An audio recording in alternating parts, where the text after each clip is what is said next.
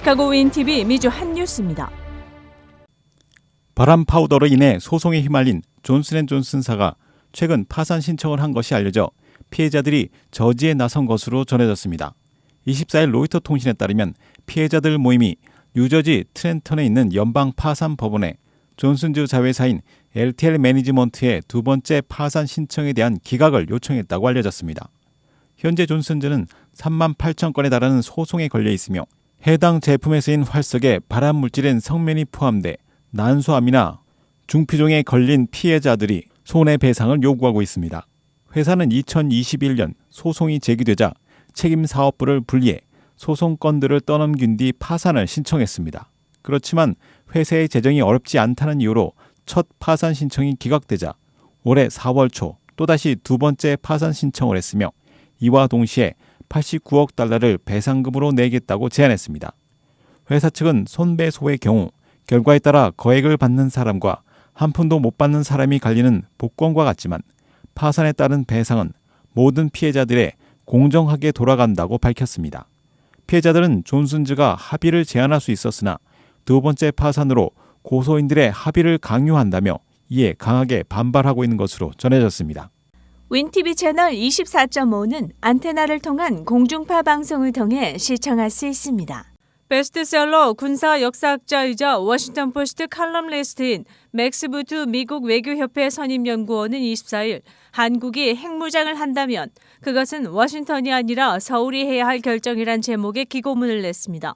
그는 북한이 핵을 포기하거나 동결할 수도 있다는 희망은 트럼프 전 대통령이 2018년과 2019년 김정은과의 회담에 실패하면서 깨진 것이라고 지적하며 이후 북한은 대륙간 탄도미사일부터 전술핵까지 다양한 능력을 앞세워 질주해왔다고 전했습니다. 그는 한국의 핵무장을 포함한 핵 억지력에 대한 대중의 지지는 바이든의 강력한 반대에도 불구하고 북한 핵 프로그램의 확장을 감안할 때 놀라운 일이 아니라면서 미래에 한국이 핵무장을 하기로 결정한다면 그것은 미국의 입장에서 게임 체인저가 돼선 안 된다. 미국은 북한과 이란 등 불량 국가의 핵무기 획득은 반대하면서 프랑스, 영국, 이스라엘, 파키스탄, 인도 등 우방국의 핵무기 보유는 용인했다고 설명했습니다. 북한 대응 목적으로 한국이 핵무장을 검토하는 것을 문제 삼아서는 안 된다는 취지로 해석됩니다.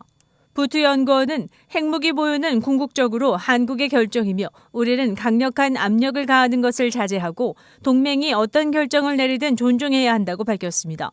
그는 만약 미국 우선주의를 외치는 트럼프 같은 대통령이 2024년에 당선된다면 그 대통령이 멀리 있는 동맹을 위해 핵전쟁을 감수할 것이라고 믿을 수 있겠느냐는 질문도 던졌습니다. 또 미국의 국제사회에서의 리더십에 대한 지지가 점차 줄어드는 상태에서 핵무기 확산 반대 방침이 여전히 유효한지도 면밀히 고려해봐야 한다고 지적했습니다. 따라서 한국은 핵무기 확산 금지 조약 NPT에서 탈퇴할 권리가 있다는 주장을 펴 주목을 끌고 있습니다.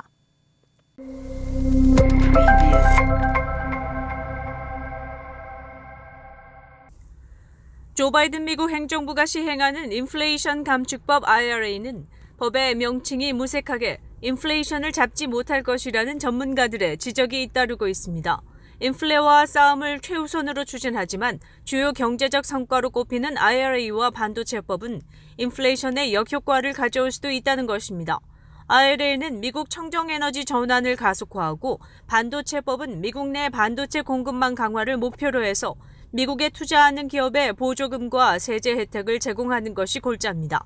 무엇보다 전문가들은 당장 가용 인력이 부족하다는 점을 지적합니다. 엄청난 돈을 들여 미국 진출과 미국 내 사업 확장을 유도하고 있지만 인력이 없다는 것입니다.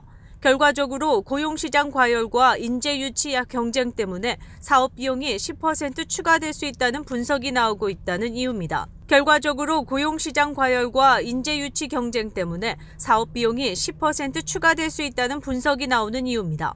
반도체 업계도 미국 애리조나에서 반도체를 만드는 것은 대만에서보다 최소 50% 많은 비용이 들 것이라며 매우 많은 돈을 잡아먹는 헛수고가 될 수 있다고 지적하고 있습니다. 다른 분석도 있습니다. 브루킹스 연구소는 2030년까지 IRA의 청정에너지 인센티브가 에너지 가격 하락, 증세와 재정 적자 감소 등으로 이어지면서 인플레이션을 깎아내는 효과를 낼 수 있다고 봤습니다. 하지만 이런 효과를 기대하기에 여전히 장애물이 많다는 게 전문가 지적인 가운데 국가 안보를 우선시하되 그것을 좁게 제한하지 않게 되면 경제적 효율성에는 치명적인 결과를 초래한다는 경고가 이어지고 있습니다.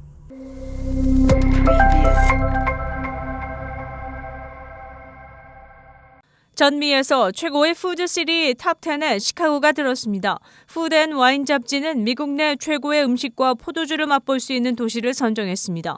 시카고는 윈디시리로 잘 알려져 있으며 미 중서부의 두터운 딥디쉬 피자와 핫도그 등이 유명하다고 설명했습니다. 미 중서부에서는 유일하게 시카고가 6위로 선정됐습니다. 또 시카고에는 식당, 바, 카페 등이 즐비하고 시카고 내 77개 이민자 커뮤니티가 혼합돼 다양한 음식을 맛볼 수 있다고 소개했습니다. 예를 들어 가장 창조적인 바로 더 바이올렛 아워를 지정하고 시카고에서 식사를 할 수 있는 배경에는 미 중서부 특유의 온유함과 환영의 분위기를 느낄 수 있을 것이라고 덧붙였습니다. 맛있는 업소로는 엘리니아, 오마카세 업소로는 마코를 든가하면 들뜬 기분을 느낄 수 있는 도브테일 브루어리, 그리고 특별한 파이를 맛보려면 조지스 딥디쉬란 업소를 방문할 것을 추천하기도 했습니다.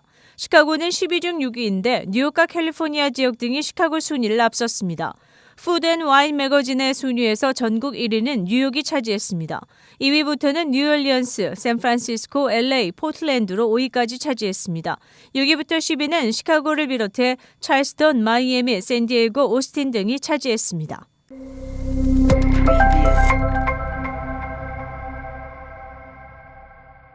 지난 23일 나이스의 아시플라자 인근 미라지 식당 주차장에서 일어난 총격 사건의 용의자는 쿡카운티 교도관인 것으로 밝혀졌습니다.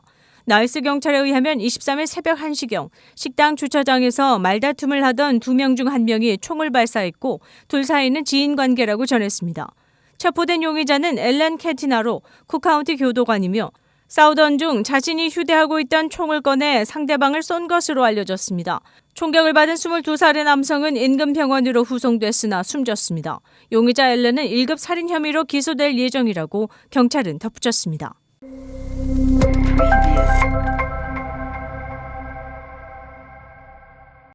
시카고 및 인근 서버브 지역 우체국들이 직원 모집에 나서고 있습니다.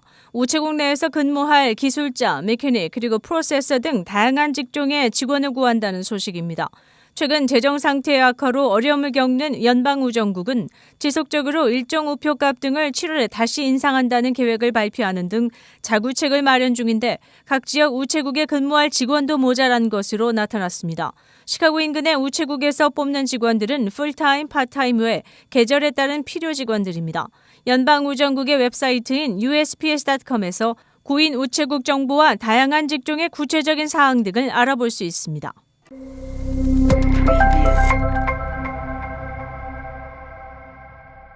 CNN 방송은 24일 성명을 내고 유명 앵커인 돈 레몬과의 계약 종료 사실을 알렸습니다. 돈 레몬은 여성의 전성기는 40대까지라는 성차별적 발언으로 논란을 일으킨 바 있습니다. 뉴욕타임스는 CNN이 돈 레몬은 영원히 CNN 가족의 일부로 남을 것이라며 앞으로의 활약도 응원하겠다고 밝혔습니다. CNN은 레몬에게 계약 종료를 일방적으로 통보하는 등 사실상 퇴출 결정을 내린 것으로 알려졌습니다. 앵커로 활약해온 레몬은 트위터에 17년간 CNN에서 일했는데 경영진 누구도 내게 먼저 이야기를 해주지 않았다며 불만을 감추지 않았습니다. 그는 최근 8년간 황금 시간대에 CNN의 대표 프로그램을 진행하는 등 간판 앵커로 활약했습니다. 그러나 지난 2월 공화당 대선 경선 출마를 선언한 니키 헤일리 전 유엔 미국 대사의 75세 이상의 정치인 정신능력검사 의무화 발언을 비판하던 중 여성은 20, 30대 혹은 40대가 전성기라고 말하면서 물의를 일으켰습니다. 당시 여성 진행자가 발언에 대한 문제를 제기했으나 레몬은 사실을 말한 것뿐이라며 물러서지 않았습니다.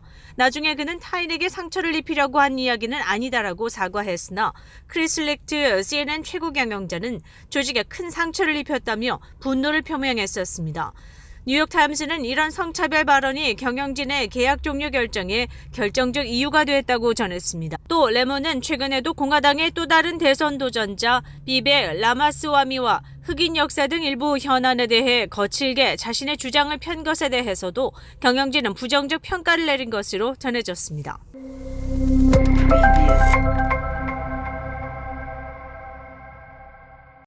글렌뷰 미러키길에 소재한 대형 호텔이 주거용 건물로 용도가 변경된다는 소식입니다. 번화한 미러키길의 EBT 스토어 바로 북쪽에 붙어있는 르네상스 호텔이 그 대상입니다. 이 호텔에 뉴욕의 투자자가 관심을 표하고 있다고 최근 시카고 크레인지가 전했습니다. 뉴욕에 본부를 둔 이 부동산 투자 업체는 주로 대형 호텔을 주거용 아파트 단지로 전환하는 데 전문성을 갖추고 있는 것으로 알려졌으며 지난해 글렌뷰 지역의 올스테이트 보험사 본부 건물이 매각돼 물류센터로 변경될 것이 알려지면서 본격적인 글렌뷰 지역 개발에 불이 붙은 것으로 보입니다. 주거용 건물 개발 업체는 굿홈스로 알려졌으며 뉴욕의 벤처기업입니다. 현재 굿홈스 회사는 글렌뷰시의 건물의 용도 변경을 위한 조닝 인가를 신청한 상태라고 크레인지는 덧붙였습니다. 시카고 한인동포 일간지 한국일보는 전자신문으로도 배포됩니다. 시카고 한국일보 무료신문은 가까운 한인식당이나 마켓에서 볼 수 있습니다. 뉴스24에서는 여러분의 제보를 기다립니다.